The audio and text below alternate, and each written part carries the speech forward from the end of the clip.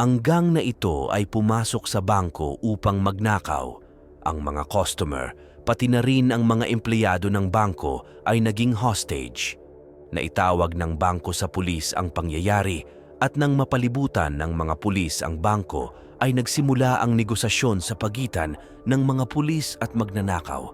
Ngunit hindi sila makapaniwala sa mga sumunod na pangyayari. Naglaho na parang bula ang buong gang sa loob ng bangko nang walang iniwang mga bakas o ebidensya. Paano nangyari iyon? Saan nagpunta ang gang ng mga magnanakaw? Para maintindihan ang istoryang ito, kailangan natin ibalik ang oras. June 27, 1995, sa Berlin, ang Kapitolyo ng Germany, 10 a.m. ng umaga nang rumesponde ang mga pulis sa tawag ng pagnanakaw sa bangko. Agad na pinalibutan ng mga pulis ang gusali at agad nilang nalaman na mayroong 16 na tao sa loob ng bangko, mga empleyado at customer. Hostage ng 3 armadong lalaki na nakasuot ng mga maskara pantakip sa kanilang mga mukha.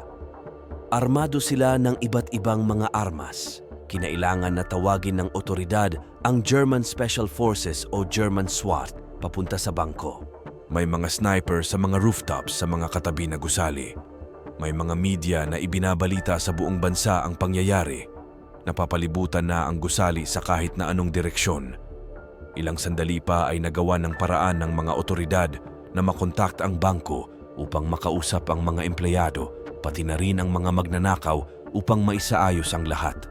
Makalipas ang kalahating oras, nagpalabas ang isa sa mga armadong lalaki ng hostage na may kasamang sulat mula sa mga armadong lalaki na nasa loob ng bangko.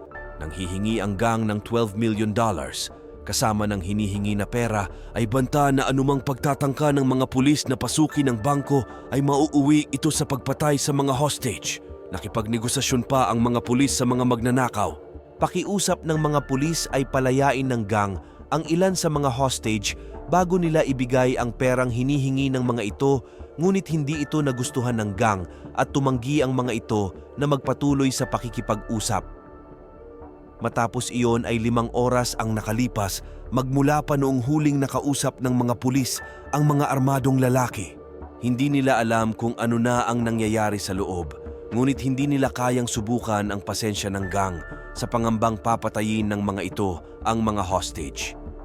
Ngunit pagsapit ng 6 p.m., may narinig na balita ang mga pulis patungkol sa hostage taking na nagaganap sa lugar. Galing ang balita sa lokal na radio station doon. Tumawag sa radio station ang isa sa mga hostage, isang babae, nagmamakaawa na matulungan sila. Nagsimulang kabahan at makaramdam ng awa sa mga hostage ang mga tao matapos marinig ang hinaing ng babae na noon ay hawak ng mga armadong lalaki. Kaya naman mas lalo pang na-pressure ang mga otoridad. Dapat ba nilang ibigay na lamang ang pera sa gang nang walang negosasyon? Matalino ang gang sa kanilang mga plano. Ngunit sa kabila nito ay hindi nagpatinag ang mga pulis. Sa kabila ng takot na saktan ng gang ang mga hostage ay hindi nila ibinigay ang gustong makuha ng mga ito. At dagdag pa sa pressure na kanilang nadarama ay napaisip din ang mga pulis. Bakit hinayaan ng mga kriminal na makatawag sa radio station ang isa sa kanilang mga hostage? Bakit hindi na lamang nakipag-usap ang mga ito sa kanila? Bakit ayaw ng mga ito na makipag-usap sa kanila? Ito ang mga tanong na nanatili sa kanilang mga isip. Habang nag-iisip ay ikinagulat ng mga pulis ang malakas na pagputok ng baril na galing sa loob ng bangko. Naubusan na ba ng pasensya ang mga armadong lalaki at nagsimula na ang mga ito na patayin ang mga hostage? Nagsimulang magplano ang mga pulis sa susunod nilang mga gagawin na aksyon. Naisip nilang magdala ng armored truck at pasukin na ang bangko. Ngunit bago pa makakilos ang mga pulis, ay lumabas ang isa sa mga armadong lalaki, may dalang hostage at nakatutok sa ulo ng hostage ang baril nito. Nagsimula ang armadong lalaki na sumigaw sa mga pulis, pati na rin sa mga media na nasa paligid. Idineklara nito na magsisimula na silang patayin ang mga hostage kung hindi pa ibibigay ng otoridad ang kanilang mga hinihingi. Mabilis na nag-isip ng strategy ang mga pulis. Naisip nilang magbigay ng 1/3 ng hinihinging pera ng mga kriminal na nagkakahalaga ng $4 million. 7 p.m. nang maibigay ng mga pulis ang pera sa armadong lalaki. Nagpadala sila ng pulis, suot lamang ay underwear upang masigurado ng armadong lalaki na walang armas ang pulis na magbibigay sa kanya ng pera. Matapos iyon ay hindi na ulit nakipag-usap sa kanila hanggang sa loob ng ilang oras. Hindi alam ng mga pulis kung ano ang nangyayari sa loob ng bangko. Matapos ang mahigit 2 oras ay muling nagparamdam sa mga pulis ang gang na tumawag sa mga pulis gamit ang telepono ng bangko.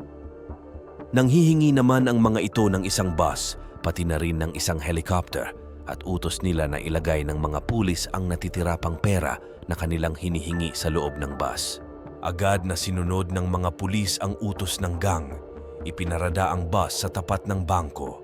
Sa loob ng bus ay nakalagay na din ang natitira pang pera na hinihingi ng mga kriminal.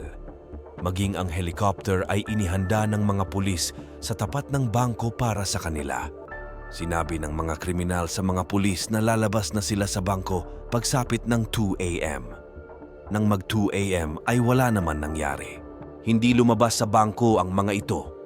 Naghintay pa ang mga pulis sa hinalang. Nasa loob pa din ng bangko ang mga kriminal. Ngunit nang mag 3:45 a.m. ay nakatanggap ang mga pulis ng tawag mula sa loob ng bangko. Ngunit sa oras na iyon ay hindi na ang mga kriminal ang kanilang nakausap.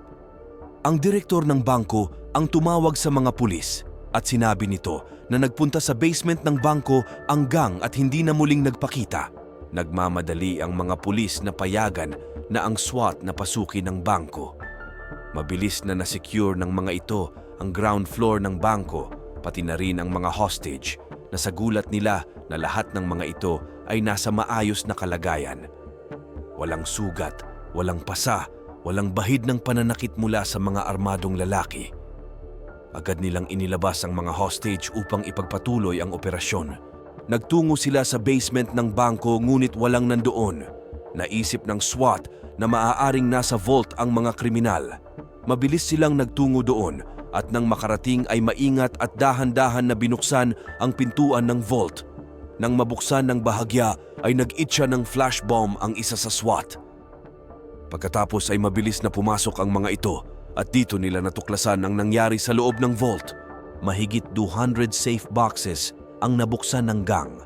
Ninakaw ang mga pera at mga mamahaling alahas na milyon-milyon ang halaga. Ang nakakapagtaka ay walang iniwang bahid ng ebidensya ang mga magnanakaw. Saan sila nagpunta, tanong ng mga otoridad. Sa husay ng planong pagnanakaw ng mga kriminal ay nabansagan ang insidenteng ito na smartest bank heist in history. Paano nga ba naging posible ang heist na ito?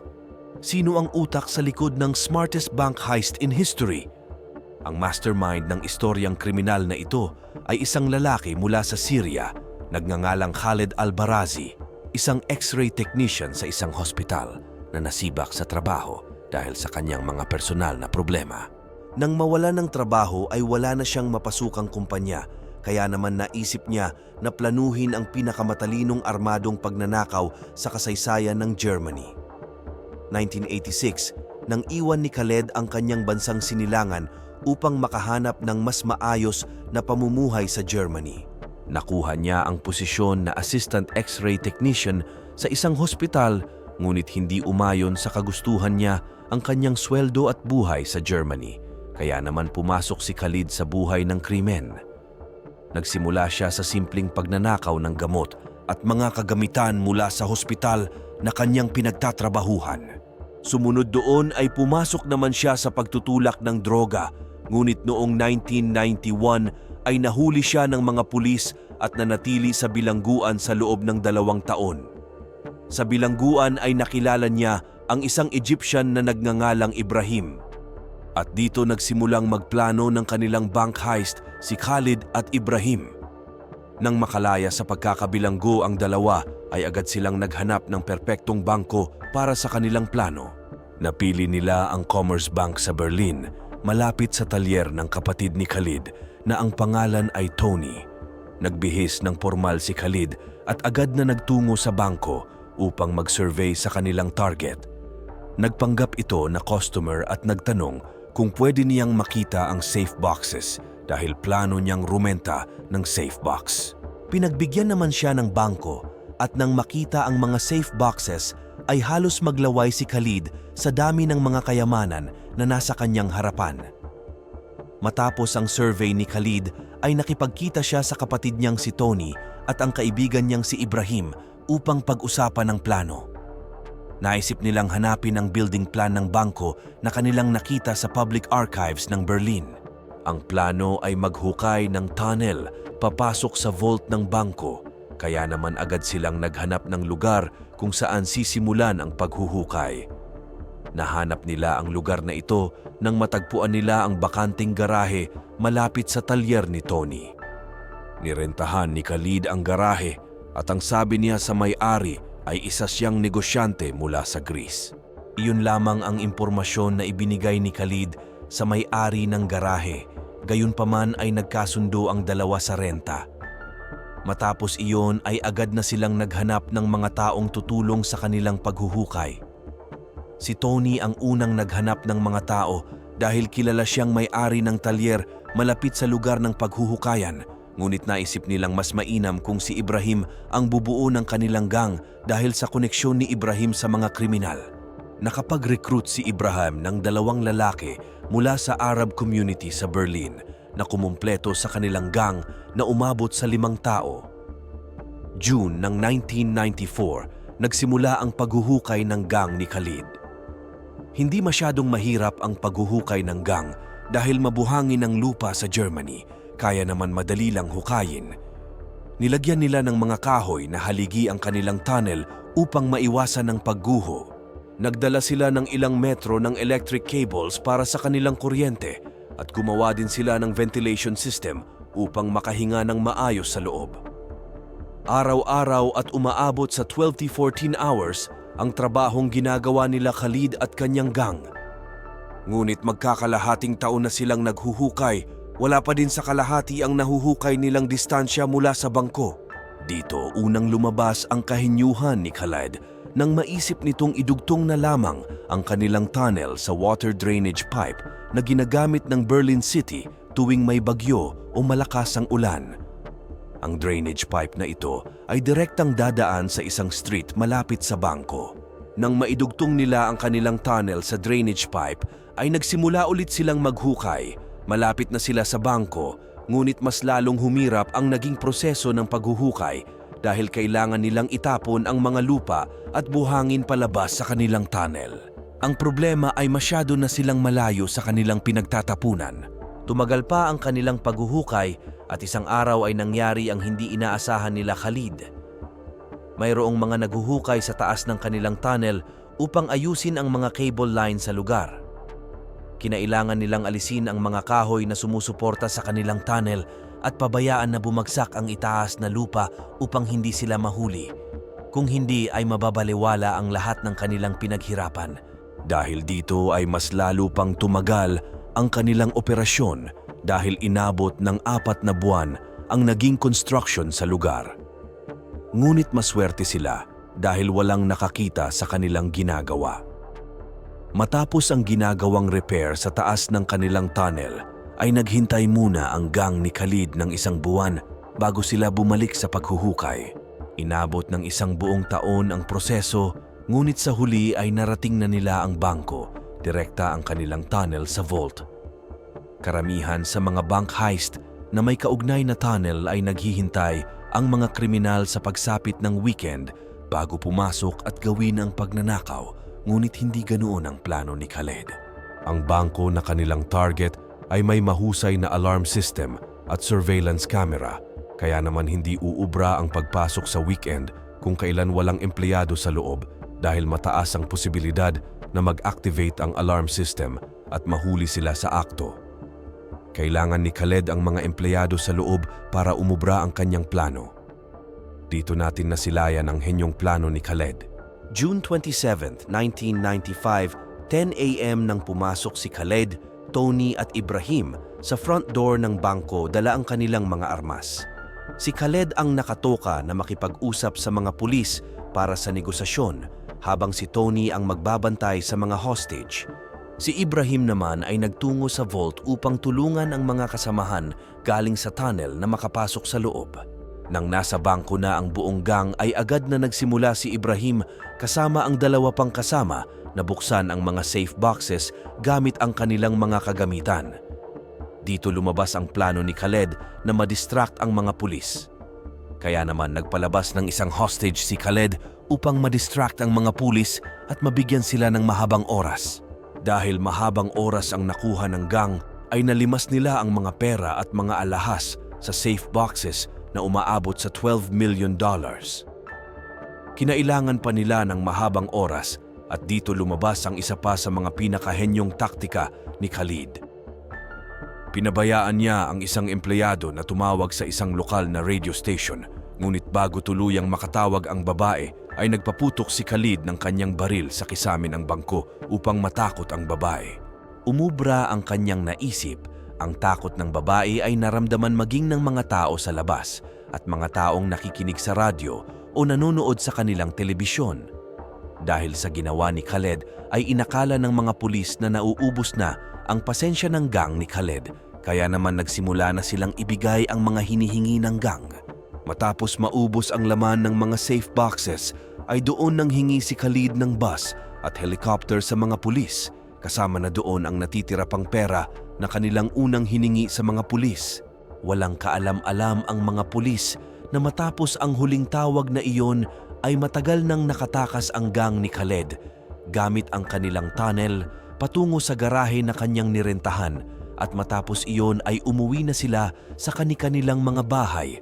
Dala-dala ang mga nakaw na kayamanan at nang tuluyang makauwi ay pinanood nila ang balita tungkol sa kanilang operasyong pagnanakaw. Sobrang saya ng gang dahil naniniwala silang matagumpay ang kanilang plano at wala silang iniwan na ebidensya. Tiwala si Khalid sa kanyang hinyong plano, kaya naman sinabihan nito ang kanyang mga kasama na huwag nang umalis sa Berlin. Sa halip ay ipagpatuloy lang ng mga ito ang kani-kanilang mga buhay na parang walang nangyari upang hindi sila paghinalaan ng mga otoridad. Sa kabilang banda naman ay bumuo na ng grupo ng mga investigador ang mga otoridad upang malaman kung sino ang nasa likod ng pagnanakaw. 60 na investigador ang lumahok sa investigasyon at agad silang nagsimulang magtrabaho.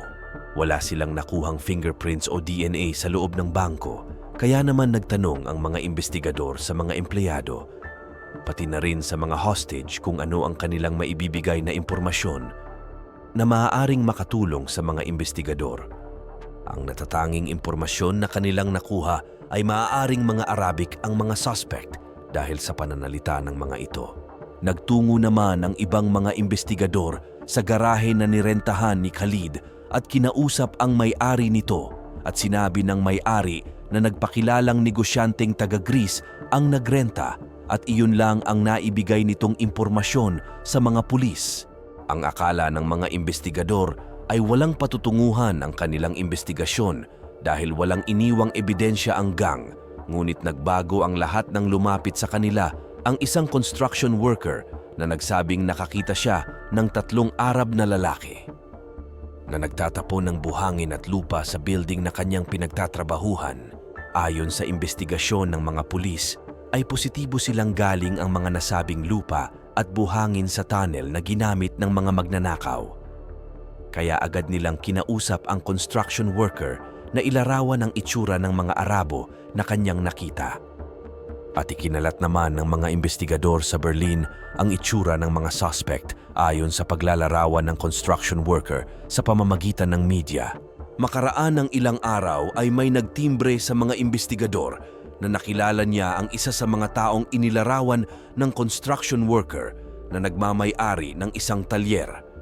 Ang taong iyon ay si Tony Albarazi, kapatid ni Khalid. Agad na pinuntahan ng mga pulis si Tony sa kanyang talyer. Sinimulan nilang tanungin si Tony tungkol sa pagnanakaw sa bangko. Mahigpit naman na itinanggi ni Tony na mayroon siyang kinalaman sa pagnanakaw, ngunit hindi naniwala sa kanya ang mga pulis. Kaya naman kinuha nila ang box ng juice na iniinom ni Tony ng oras na iyon at kinuha ang kanyang fingerprint at mabilis ito na ipinadala ng mga investigador sa forensic lab. Doon nila nalaman na mayroong kapatid si Tony, ang pangalan ay Khalid Al-Barazi, na mayroong record sa mga pulis at nakulong sa loob ng 2 taon. Mas lalong naging malakas ang kutob ng mga pulis na si Tony at Khalid ang nasa likod ng pagnanakaw sa bangko. Kaya naman agad at mahigpit nilang inimbestigahan ang magkapatid. Para mapadali ang pag-iimbestiga ay humingi na ng tulong ang mga otoridad sa Army na inimbestigahan ang tunnel. Gumamit ang Army ng infrared scanner at habang inilalabas nila lahat ng kagamitan sa tunnel, isang kahoy ang nakitaan nila ng fingerprint. Ang fingerprint ay galing kay Tony. Para sa mga otoridad ay sapat na ang nag-iisang ebidensyang iyon upang maaresto si Tony. Nang maaresto ay agad nilang ipinasok sa interrogation room si Tony upang mapaamin. Umabot ng ilang oras ang interrogation, ngunit sa bandang huli ay napaamin nila si Tony na ikinanta ang lahat ng pangalan na kasangkot sa naging pagnanakaw. Naaresto nila si Khalid at Ibrahim bago pa makalabas ng bansa ang dalawa. Habang ang dalawa pa nilang kasama ay nahuli din kasunod nila. Lahat sila ay guilty sa pagnanakaw at napatawan ng 5 hanggang 10 taon na pagkakabilanggo maliban kay Khalid na napatawan ng 14 years na pagkakabilanggo dahil siya ang mastermind sa bank heist. Sa kabila ng pagkakaaresto ng gang ay hindi natagpuan ang ilan sa mga pera na ninakaw ng mga ito.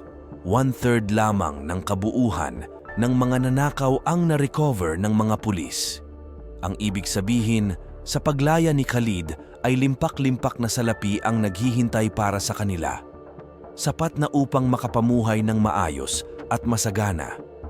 Nakalaya si Khalid noong taong 2010 at sa bandang huli, nakuha niya ang kanyang buhay na pinapangarap noong iwan niya ang Syria at nagtungo sa Germany.